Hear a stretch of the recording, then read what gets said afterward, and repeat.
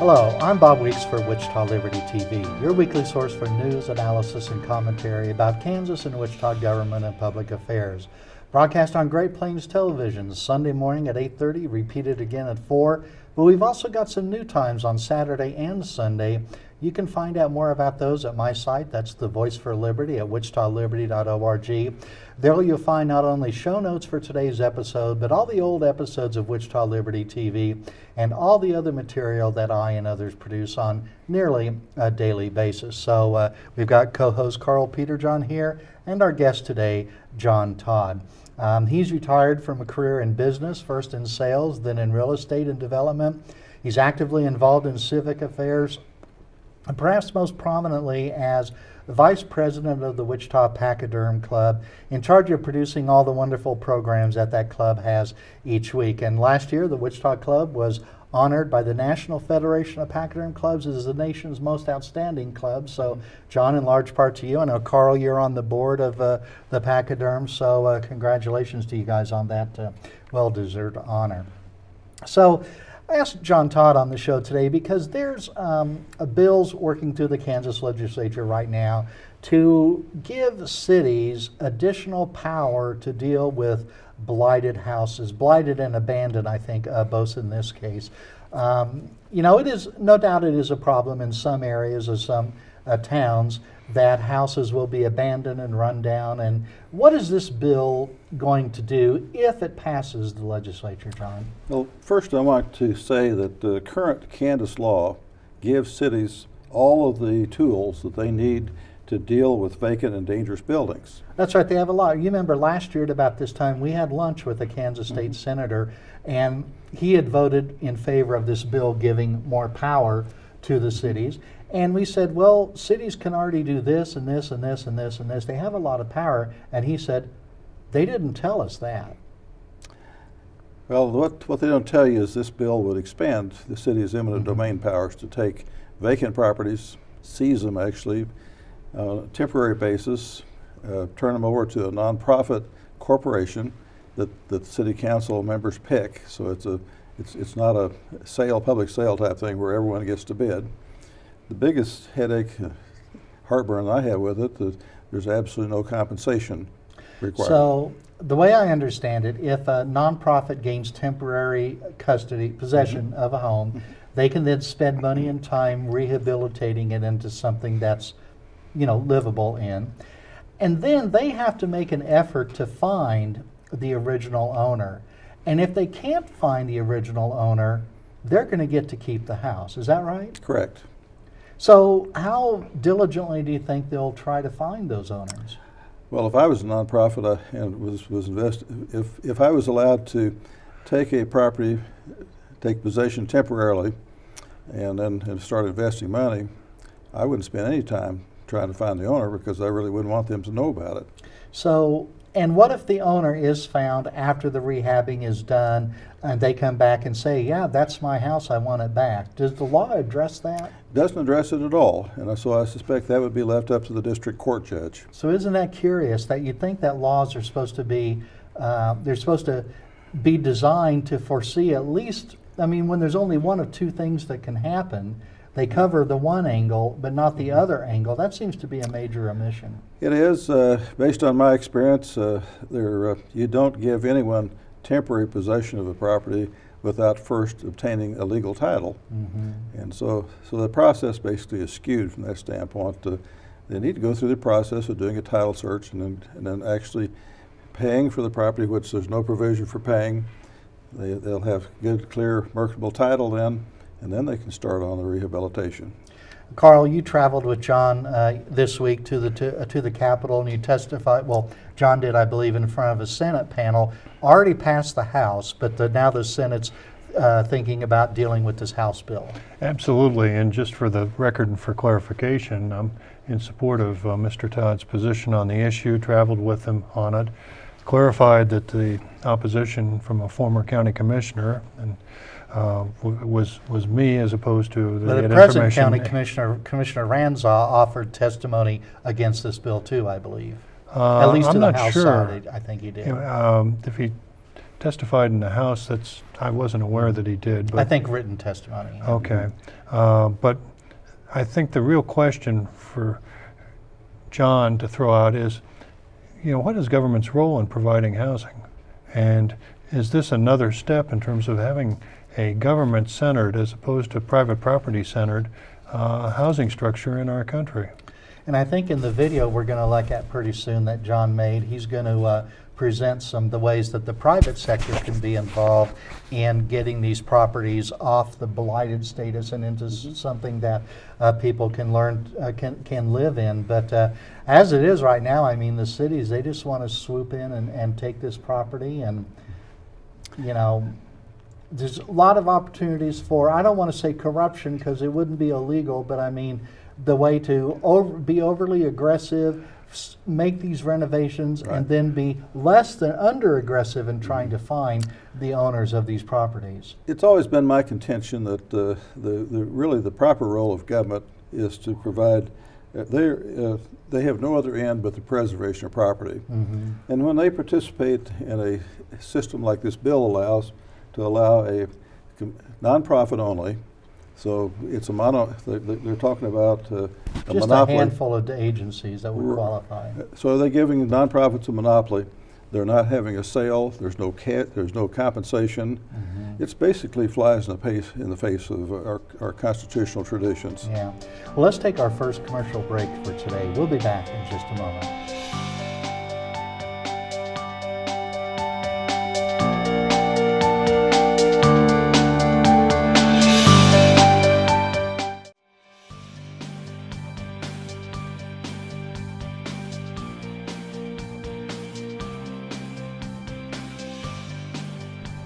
Welcome back to Wichita Liberty TV. I'm Bob Weeks with our co-host Carl Peterjohn. Our guest today, John Todd, who's concerned about cities gaining extra powers over private property. And to that end, John, along with our friend Paul Sutar, has made a video that you can view on YouTube, but right now it's going to make its broadcast TV premiere. So here it is, and we'll be back after the video's over. House Bill 2506 is bad legislation because it violates basic private property rights that are guaranteed under our Constitution. It encourages government to exercise eminent domain, seize your private property without compensation, adequate notice, due process of law, and a legal title to the property. There really is a better private sector solution versus a government solution. Hello, my name is John Todd. I spent my career as a private sector real estate entrepreneur. I specialize in redeveloping neighborhoods where I witnessed firsthand job creation, expanding the tax base that provides revenue, local revenue for fire, police, schools to educate our children, and generally overall economic uplift for the neighborhood. Whether it's the hand of government seizing property without compensation, or an agent, a nonprofit that they've picked, seizing property, the outcome is no different. These are houses that the city actually bulldozed, and they paid the owners of the properties no compensation whatsoever. It's interesting that in 2015, 70% of the properties bulldozed in the city of Wichita were in the zip code of 67214, which is part of this map. It disproportionately impacts low-income and minority neighborhoods. This house was vacant, and as you can see, it needed painting. There were obvious code violations. This house would have been a target for the city of Wichita bulldozing. However, it sold at a tax foreclosure sale for $5,500. A young couple purchased it. They did rehabilitation, and you can see the work that they've completed on the house. Provides low-cost, entry-level houses. It saved the tax base and provided tremendous neighborhood uplift. Can you imagine what might have happened on those vacant lots that you saw earlier if those houses had been saved like this young couple, and the neighborhood would had a third or half of those vacant lots would had houses like this? This is what economic development's all about. This property went to the Building Code Standards and Appeals. They voted to condemn this property. The major problem had nothing to do with blight. It had to do with a structural defect that, as it turns out, proved to be repairable at a reasonable cost to make the property for sale at a viable cost. A private sector investor found the owner of the property. He had made the offer to purchase the property and was able to save the property from bulldozing. The wall that he repaired cost less than $10,000. He was able to purchase the property for less than $15,000, and the house to the north and south of this property are currently on the Sudbury County tax rolls for in the 100 to 110,000 range. So instead of having a vacant, ugly, weed-infested lot that has a blighting influence on this nice neighborhood, this private sector investor salvaged this house for the tax base. What a nice addition for the neighborhood. Now, this is a prime example of an entry-level house that helps a young couple build equity. House Bill 2506 is bad legislation. The legislation gives local authorities unmitigated power in determining which properties should be seized, allowing localities to write their own rules. It also cedes to municipalities the power to select which private, nonprofit organizations receive control of the property. Fundamentally, this bill is an assault to the basic American principles of individual liberty and private property rights. It also established an all-too-cozy system between municipalities and private nonprofit organizations that is rife with the potential for cronyism and government abuse. Proof that the blight label has been falsely applied can be found in many instances of houses that have been saved from demolition, restored, and returned to habitable, tax-producing homes. One man's trash is indeed another man's treasure. The better alternative is to allow investors, first-time homeowners, and others to cooperate in the free market, paying a fair market price for distressed houses that they further invest in, make habitable and attractive to buyers. These homes return to the tax rolls, provide opportunity for low-cost housing without government action and taxpayer subsidy, and encourage uplift in the neighborhood in a self-sustaining system.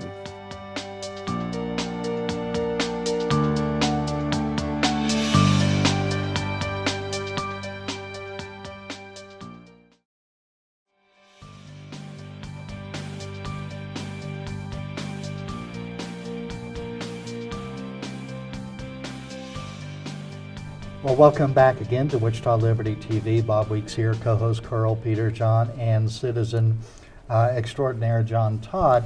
John, the video we just saw, very informative, I think, and thank you for going through the trouble and some expense, I think, to make that. And Paul Sutar does great work. Who could be against this bill? Well, when you look under the covers, like what you've talked about, then you see that there are some real problems. Now, this bill has already passed the Kansas House of Representatives this year. Vote 90 in favor, 32 opposed. Mm-hmm. When you look at the list of members who are opposed, there are some people who I know are conservatives that are concerned about property rights. But I also see Gail Finney and Casey Ohabosom of Wichita, and Valdinia Wynn of Kansas City, Kansas, of course. And also I know David Haley, the senator from Kansas City, has been opposed to this too. These people represent depressed, mostly African-American areas of these cities. This is who the bill's supposed to help. So why are not these people in favor of this bill? When you look at the map that's provided, I've got through the city of Wichita. Historically, the properties they've bulldozed have been primarily in northeast Wichita, 67214 zip code. And that's where Gail Finney and Casey are representatives. They are. And so, in my opinion, they have a vital interest in seeing this. So we have a lot of support from the minority community. Well, John, there was overwhelming support for this legislation. This bill passed basically the same sort of bill passed the legislature a couple of years ago. Governor Brownback vetoed it. Is there a chance that this bill may end up in Governor Collier's desk and we can end up in a situation where Governor Collier may have to decide if he wants to follow the reasoning that his predecessor had on this issue? And what's your forecast in terms of where this may proceed and turn out? Well, we're going to make the opponent group, we're going to make an effort to see that it doesn't get out of committee. We're also going to make an effort to try to convince the Senate that this is not legislation that they should be supporting. It's contrary to the private property rights that they swore to protect and defend in the Constitution.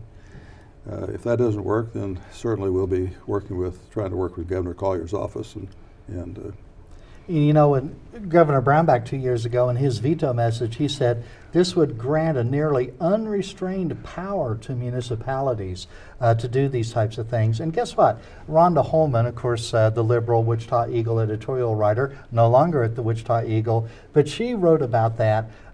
He thought the governor might be a bit overly zealous in protecting private property rights, but she said, but it's a red flag when proponents insist a law won't be used as aggressively as its language clearly allows. And I remember after that, the Wichita City Council at their next meeting, they were kind of up in arms. They were kind of huffy at the governor for vetoing this. Pete Meissner said, there's no intent to be aggressive in taking anyone's property. So my question is then, well, why expand the property of the government to aggress against these people's properties? What do you need that for if you're not going to use it?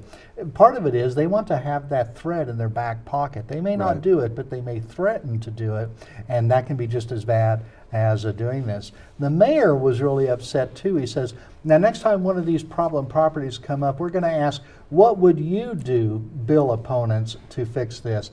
And my answer is, well, we've got some solutions as illustrated in your video, John, but even if we don't have a perfect solution, it's still our duty to oppose bad law, even if we're not able to offer a perfect alternative. Well, it has to be constitutional law, and there is a clear Fifth Amendment. Now, unfortunately, the U.S. Supreme Court, with their infamous Kelo decision, and I think will live in infamy along with Dred Scott and Plessy v. Ferguson, makes it quite clear, Bob, that the constitutional intent was that if there was going to be a taking of property, that there would be two things.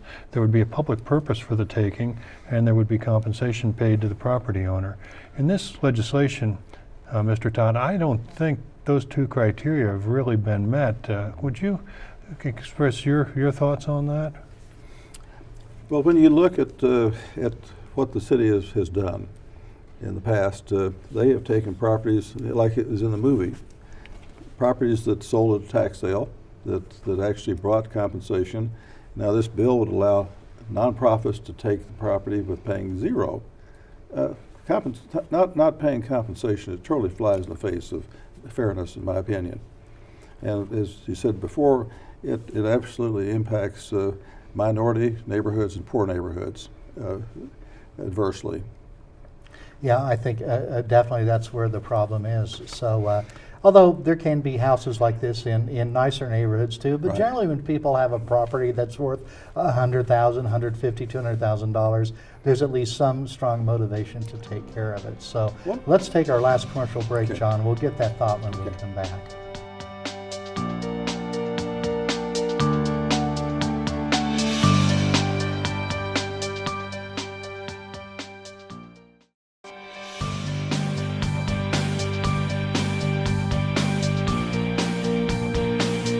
Well, welcome back to Wichita Liberty TV. Bob Weeks here with Carl, Peter, John, and our guest today, John Todd, who's concerned about property rights. I know you had a thought there, John, but the city of Wichita, Mayor Longwell and Brandon Johnson, new council member, offered written testimony when this bill was heard in House Committee a month or so ago.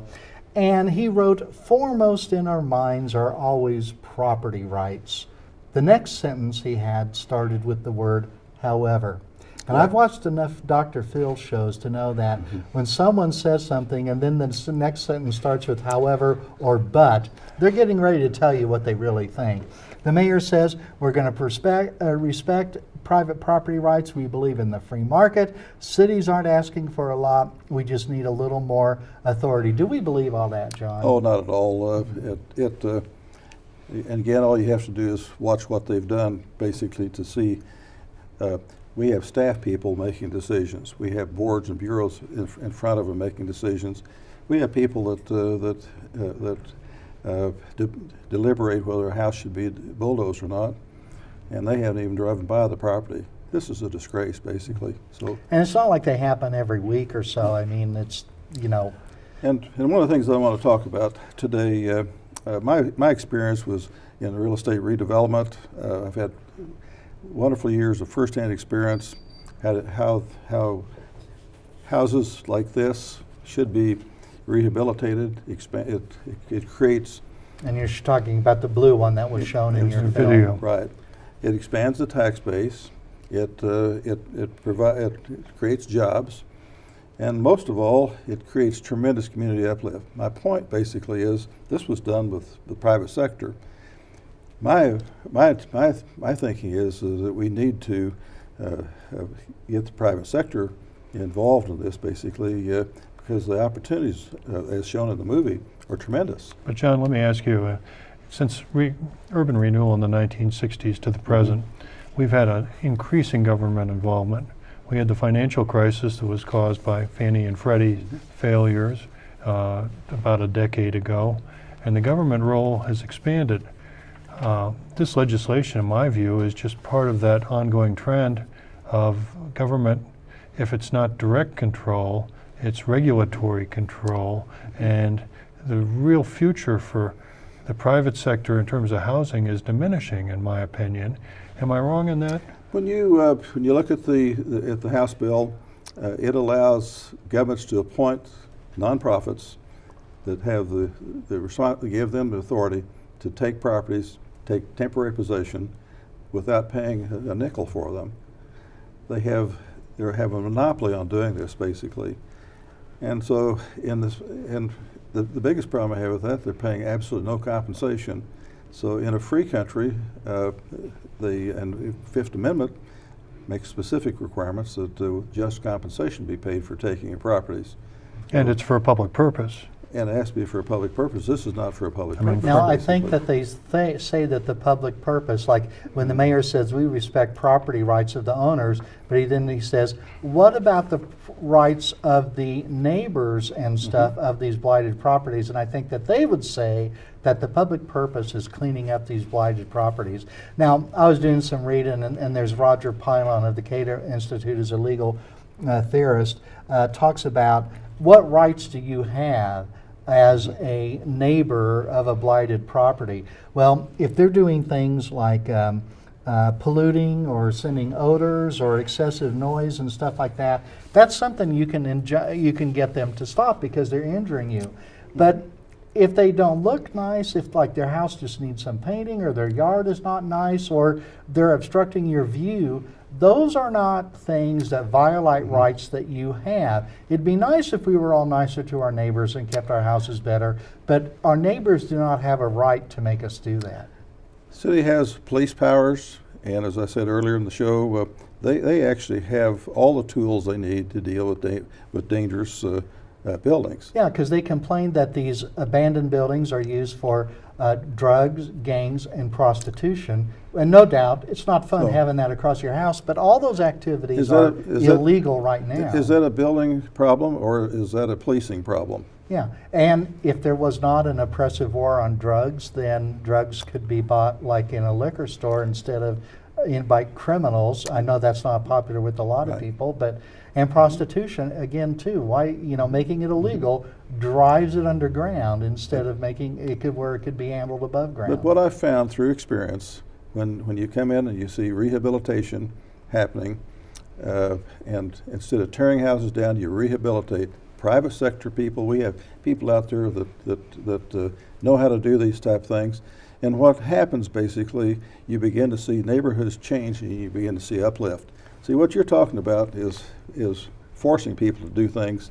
And when you see widespread community uplift through the private sector rehabilitation, that's the grassroots, you start seeing uplift. That's the desired effect. Yeah. And we are out of time for today, but I know it's surprising to see how inexpensively this can all be done to produce usable properties that people will be proud to live in. So, well, John, I thank you very much for appearing today and for making the video.